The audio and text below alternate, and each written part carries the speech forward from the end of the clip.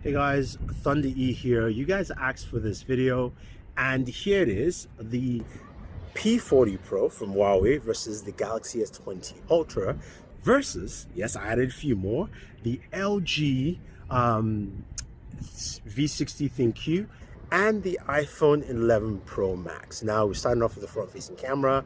We're going to switch to those other two devices, all shooting at 4K 60, and then we will go ahead and record some more. So let's switch. So in terms of audio, both phones, the P40 Pro and the S20 Ultra, do a good job with audio recording. Now we're looking at the rear camera's 4K 60, and you can see the S20 Ultra has better stabilization than the Huawei P40 Pro. When it comes to colors, especially in the horizon, the sky, the P40 Pro is much punchier. The S20 Ultra is a bit more muted and more balanced, I would say. Now, in terms of this backlit shot here, I like what the S20 Ultra is giving me, but in general, both are still doing a good job, though stabilization is much better on the S20 Ultra. Now, let's switch over to the V60 ThinQ and the iPhone 11 Pro Max. All right, so now we've switched over to the LG V60 ThinQ and the iPhone 11 Pro Max. You're gonna see how, of course, they handle video, walking with the front-facing camera 4K 60. Now, the LG has 3 different audio modes. What I'm using now is called Voice Bokeh, which focuses on my voice directly, so it should sound better than any of the other devices.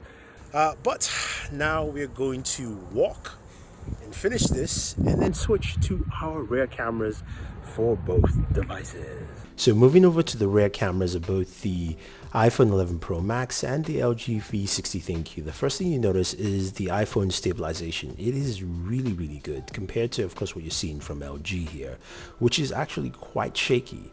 In terms of color tones, they look quite similar in terms of color tones and similar to the environment that I actually shot it in.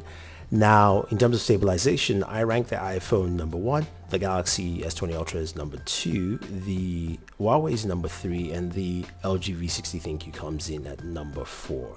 But you've got to just be impressed with how well the iPhone is stabilized as a video camera. Now, when we look at shots from the front-facing camera of all these devices, the Huawei P40 Pro here and the S20 Ultra with its portrait mode do a really good job with edge detection. Also, skin tone is really good. Though the Huawei looks like a more polished version of me, I do like what the Galaxy is still doing right here. Shirt colors are also quite similar to what the shirt colors should be. LG, the shirt color is off. Also, my skin tone is more orangey, and there is some edge detection issues at the top of my head. The iPhone keeps the shirt color correct, as well as also my skin tone to match. Edge detection is pretty good all around, with just a few places here and there if I was going to nitpick. Now, as we transition to this image outdoors here, the Galaxy tends to darken me quite a bit, but its edge detection is pretty solid because my finger isn't blurred out, while the Huawei P40 Pro is blurring out my finger, but everything else seems solid. The colors of the Huawei actually spot on right here. Now, moving over to the V60 and the iPhone, both of them have brightened up the image quite a bit, and you can see the edge detection issues with the finger as well. But again, the whole image is bright, and I do prefer the V60 over the iPhone. What the iPhone is doing here is kind of fuzzy in a sense.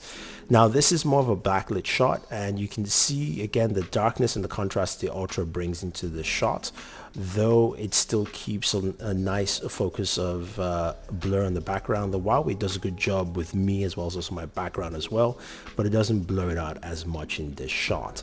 Now, the iPhone and the V60 have done something completely different. They try to brighten out the image, while the V60 has darkened me quite a bit, and also my shirt. The iPhone has kept the shirt color intact, but it's made me a bit more orangey, and everything in the background is just super bright and blurred out.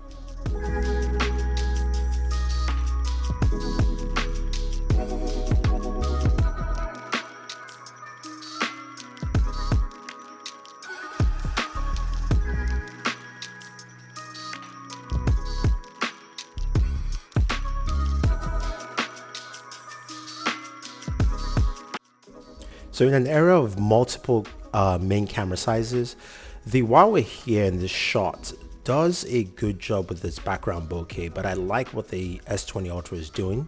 108 megapixels compared to 50, of course, binning and all that fun stuff.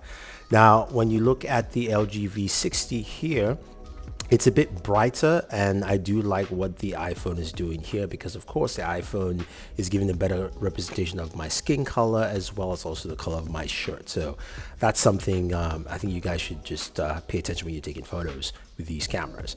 Now, this is a shot we'll get back to. The P40 Pro and the Galaxy, they both look great, though the color is of the S20 Ultra is closer to the exact color of this setting itself, while the LG V60 ThinQ here is much brighter, and the iPhone has gone into this blue tint, though they all look good, but very different color palettes that all these cameras are bringing to the table, especially for this shot, which we'll see later with some low light shots in this video.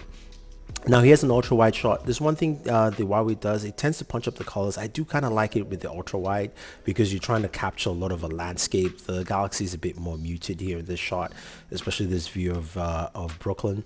The iPhone is also quite muted, and the LG is a bit pumped up, not too much though in terms of the color palette, but all look good in the ultra wide capture. So moving to this main shot here, both the Huawei and the Galaxy look pretty solid. The Huawei colors, of course, are a bit punchier, but that's fine. We're going to look at this path here straight down with all cameras, as well as the V60 and the iPhone 11 Pro Max here. Both of them are a bit on the have a bit more washed out look, but the colors still look fine.